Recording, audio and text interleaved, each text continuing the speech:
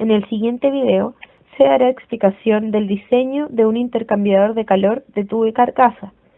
Los integrantes del trabajo son Francisca Espinosa, María Fernanda Faúndez, Gabriela Olivares y Eloísa Trigo.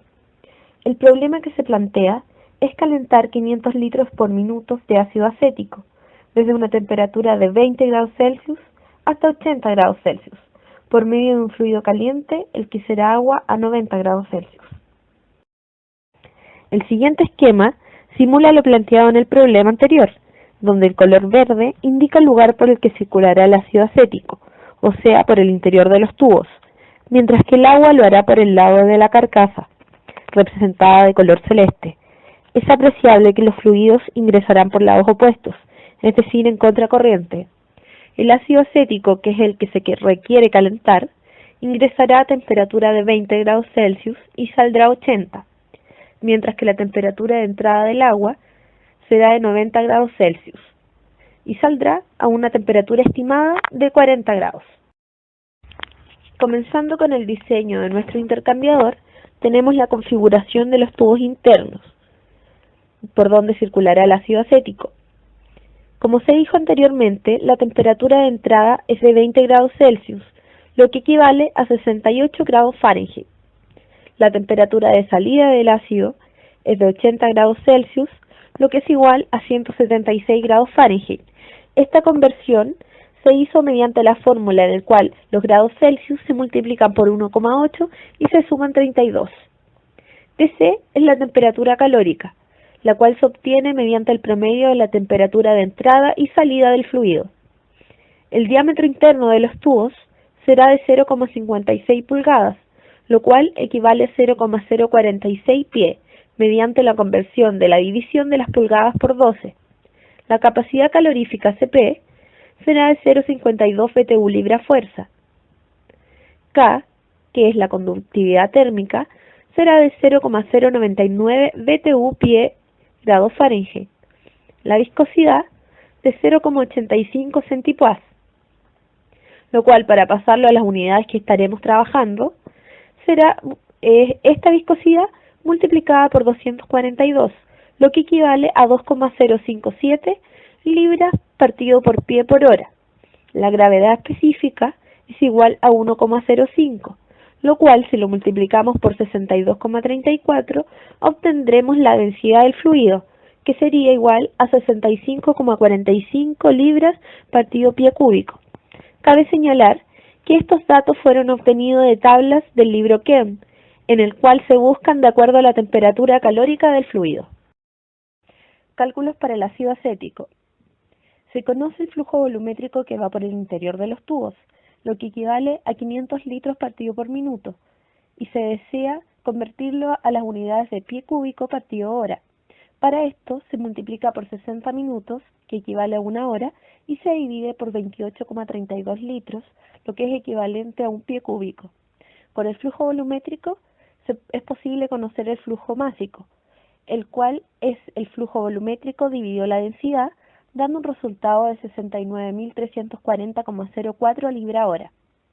Con este flujo másico podemos calcular el flujo de calor, pues el flujo de calor es equivalente al flujo másico por el Cp del ácido acético por la diferencia de temperaturas entre la entrada y la salida, lo que resulta un valor de 3.894.136,78 BTU partido hora. Para continuar con el diseño de nuestro intercambiador de calor de tubo y carcasa, es necesario saber la configuración de los tubos que irán por el interior de ella. Se decidió un arreglo de 3/4 pulgadas, con un BWG de 13. Los datos siguientes se obtuvieron de la tabla 10 presente en el anexo del libro Kern. Los datos son los siguientes. El diámetro interno es de 0,56 pulgadas, lo que equivale a 0,046 pie. El diámetro externo son los 3/4 pulgadas, es decir, 0,75 pulgadas, lo que es igual a 0,0625 pie. El área de flujo por tubo será de 0,247 pulgadas al cuadrado, la superficie por pie lineal 0,1963 pulgadas al cuadrado, NT, el número de tubos, 32, N, el número de pasos por la carcasa es igual a 1, y se decidió un largo de los tubos de 20 pies. Con los datos anteriormente mencionados, es posible continuar con los cálculos de diseño de nuestro intercambiador de calor. Por ejemplo, el área de flujo es igual al número de tubos por el área de flujo por tubo dividido 144 por la superficie lineal. Cabe destacar que 144 equivale a la conversión de pulgadas cuadradas a pie cuadrado. El resultado del área de flujo es de 0,054 pie cuadrado. Conociendo esta área y habiendo obtenido anteriormente el flujo másico, es posible conocer la velocidad másica, que es igual al flujo másico dividido al área de flujo, lo que da un valor de 1.263.280,12 libra partido pie cuadrado por hora. Ahora es posible continuar con el cálculo de los números adimensionales referidos a mecánica de fluidos.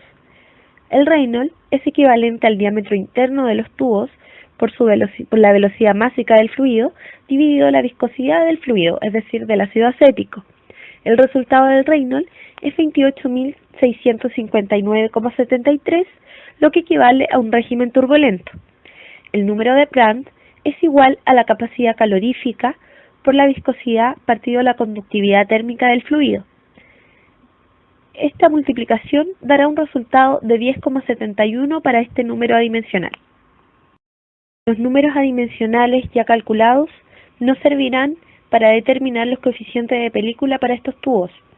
HI es igual a 0,027 por la conductividad térmica dividido el diámetro interno por Reynolds a la 0,8 por Prandtl elevado a un tercio. El resultado de este coeficiente de película es de 468,77 BTU partido hora por pie cuadrado por grado Fahrenheit. Ya obtenido este valor, es necesario hacer una corrección de HI por área. Para esto se obtendrá HIO, que será igual al valor ya obtenido del HI por el diámetro interno dividido el diámetro externo, dando un resultado de 350,0182 BTU partido hora pie cuadrado por grado Fahrenheit, lo que sería equivalente a la corrección del coeficiente de película HI. Ya tenemos todos los parámetros calculados para el lado de los tubos. Es necesario hacerlo para el lado de la carcasa, que es por donde circulará el agua. En la siguiente tabla se muestran algunos datos referidos a este fluido. La temperatura de entrada será de 194 grados Fahrenheit, la de salida de 104 grados Fahrenheit. Tc será la suma de estas dos temperaturas dividido en 2, o sea su promedio, lo que será igual a 169 grados Fahrenheit. Con esta temperatura calórica se obtendrán los siguientes parámetros que se indican a continuación. Por ejemplo, el Cp es 1 BTU partido libra grado Fahrenheit. La conductividad térmica 0,356 BTU partido pie grado Fahrenheit. La viscosidad es de 0,45 centipoise, lo que multiplicado por 2,42 quedan las unidades que estamos trabajando, que sería 1,089 libra partido pie por hora. La gravedad específica es igual a 1 y para convertirla en densidad se multiplica por 62,34, obteniendo un valor de 62,34 libra partido pie cúbico para la densidad. Estos valores fueron obtenidos de la figura 2, la tabla 4, figura 14 y la tabla 6 que se encuentran en el anexo del libro Kern. En caso contrario a lo que ocurría con el ácido acético, que se conocía su flujo volumétrico, y con este podíamos calcular el másico, en este caso no se conoce el flujo másico del agua, por lo tanto es necesario determinarlo. ¿Cómo hacerlo? El flujo de calor es igual al flujo másico por el Cp del agua por la diferencia de temperaturas de entrada y salida de este fluido. Por lo tanto, como ya el flujo de calor lo tenemos calculado, podemos determinar el flujo másico, lo que da un valor de 43.268,19 libras partido hora. Para el intercambiador de calor que estamos diseñando, se decidió una configuración 1 a 1, por lo tanto, se asume que el Ft es igual a 1. El intercambiador de calor además tendrá un flujo en contracorriente, por lo que su LMTD será ajustado a esto, a a la diferencia entre las temperaturas frías menos la diferencia entre las temperaturas calientes, es decir, la temperatura de salida del agua menos la temperatura de entrada del ácido, menos la temperatura de entrada del agua menos la temperatura de salida del ácido. Dividido todo esto al logaritmo natural de la temperatura de salida del agua menos la temperatura de entrada del ácido dividido la de entrada del agua menos la salida del ácido. Esto nos da un valor de 25,9685 grados Fahrenheit. Para hacer una corrección de este delta LMTD, calculamos un delta de temperatura que será igual al FT por el LMTD ya calculado. En este caso, como la configuración era 1 es a 1, el FT era igual a 1, por lo tanto delta T queda igualado a delta MTD. Como se hizo con los tubos, es necesario conocer la configuración de la carcasa. Para esto se decidió ocupar un arreglo cuadrado con tubos de 3/4 pulgadas. El diámetro interno de la carcasa para esta configuración será de 8 pulgadas. Los pasos por la carcasa es igual a 1. PT, que es la distancia entre los centros de los tubos, será de 1 pulgada.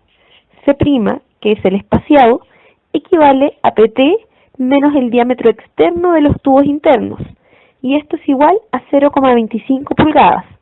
D puede ser desde un rango de 1/5 del diámetro interno hasta el diámetro interno, por lo que se decidió ocupar 1/5 de este diámetro interno, lo que equivale a 1,6 pulgadas. El diámetro equivalente fue calculado según la figura 28 del libro Kern, que se encuentra en el anexo, obteniéndose un diámetro equivalente de 0,95 pulgadas, lo cual dividido 12 nos da el resultado en pie, lo cual equivale a 0,0792 pies. Como se hizo para los tubos internos, también es necesaria calcular el área de flujo, velocidad másica, números adimensionales y coeficiente de película para el lado de la carcasa. El área de flujo se calcula de la siguiente manera: el diámetro interno por el espaciado de los tubos interiores por B dividido 144 por PT, que era la distancia entre los centros de los tubos. Esto es las 8 pulgadas del diámetro interno por 0,25 pulgadas del espaciado entre tubos por 1,6 pulgadas equivalente a B dividido 144 por 1, que representaría PT. 144 en este caso es la conversión que nos dará 0,022 pie cuadrado. La velocidad másica será el flujo másico partido del área que acabamos de calcular, lo que es igual a 1.947.068,39 libra-horas por pie cuadrado. Continuamos con los números adimensionales. El Reynolds se calcula de la misma manera que para los tubos internos, con la diferencia de que en vez de ocupar el diámetro interno, se usa el diámetro equivalente. El resultado de este Reynolds es de 141.545,37. Prandtl se calcula de la misma manera que para los tubos interiores, pero con los parámetros del agua, lo que da un resultado de 3,0589. Ahora, con estos valores, podemos calcular el coeficiente de transferencia de calor para el área externa de los tubos, que sería HO, que es igual a 0,36 por la conductividad térmica del agua, partido el diámetro equivalente, por el Reynolds a la 0,55 por Prandtl elevado a 1/3. El resultado de HO es 1599,786 BTU partido pie al cuadrado por grado Fahrenheit. Ya tenemos determinados todos los parámetros necesarios para ambos lados de nuestro intercambiador, es decir, para los tubos internos y para la carcasa. Ahora se debe continuar con una corrección que se realiza a los coeficientes de película ya calculados. Para esto se determina una temperatura de la pared, que será igual a la temperatura calórica del ácido acético más H0 dividido HIO más H0. Esto sería los coeficientes de películas, Y todo esto multiplicado por la diferencia entre las temperaturas calóricas del agua menos el del ácido acético. El valor de esta temperatura a la pared será de 144,153 grados Fahrenheit. Con esta temperatura se busca una viscosidad a la pared del ácido acético para realizar la corrección para los tubos internos. A 144 grados Fahrenheit, la viscosidad del ácido acético es de 0,75 centipoise. Esto multiplicado por 2,42 nos da un valor de 1,815 libras partido pie hora. Ahora se realiza la corrección por viscosidad, lo cual se hace el cociente entre la viscosidad del ácido acético y la temperatura calórica, dividido la viscosidad a la temperatura de la pared, todo esto elevado a 0,14, dando un valor de 1,01. Este valor será el que hará la corrección en el coeficiente de película, y se multiplica el coeficiente de película ya determinado anteriormente por este valor y se obtiene un nuevo coeficiente de película, que será el corregido, obteniéndose un valor de 356,2055 BTU pie cuadrado por hora por grado Fahrenheit. De igual manera se realiza la corrección para el lado de la carcasa. La viscosidad de la pared esta vez es el agua y se calcula con la temperatura a la pared, que serán 144,53 grados Fahrenheit.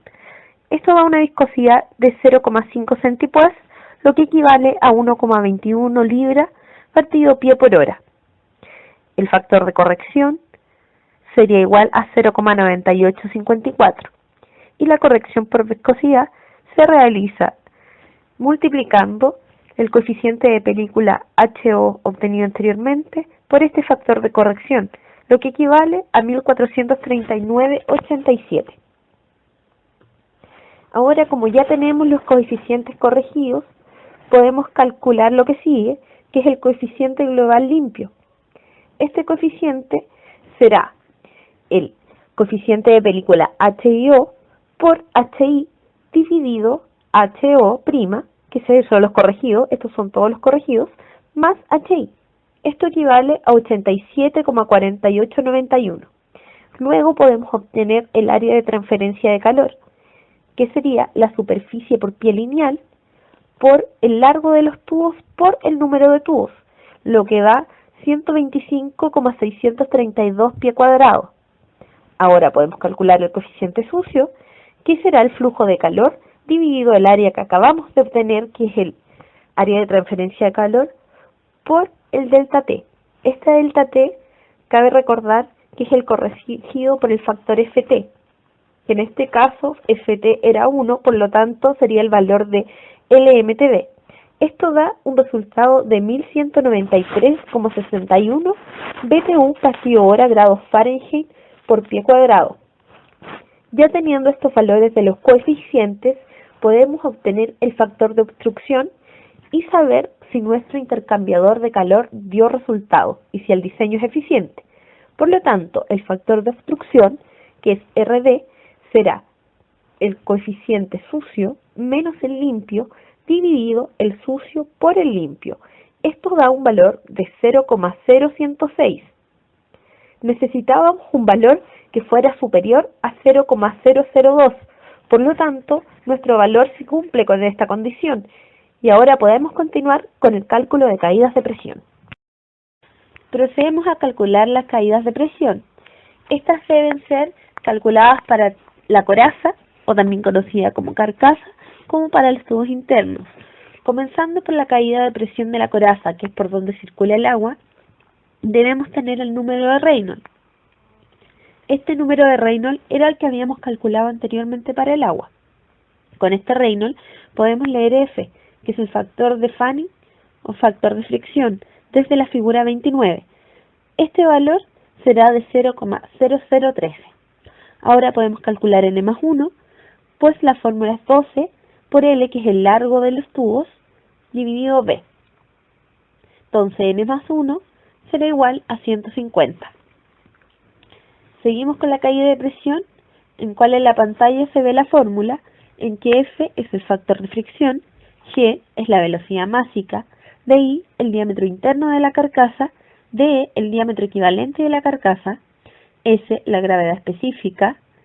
Mu equivale a la viscosidad del agua y mu sub W es la viscosidad del agua a la temperatura de la pared. Por último, el resultado de la caída de presión será de 6,03 por 10 elevado a menos 5 libra dividido pie cuadrado. Ahora necesitamos conocer la caída de presión por tubos. Para esto necesitamos también el número de Reynolds, el cual era 28.659,73. Con este valor podemos leer desde la figura 26 el factor de fricción F, el cual tendrá un valor de 0,0002.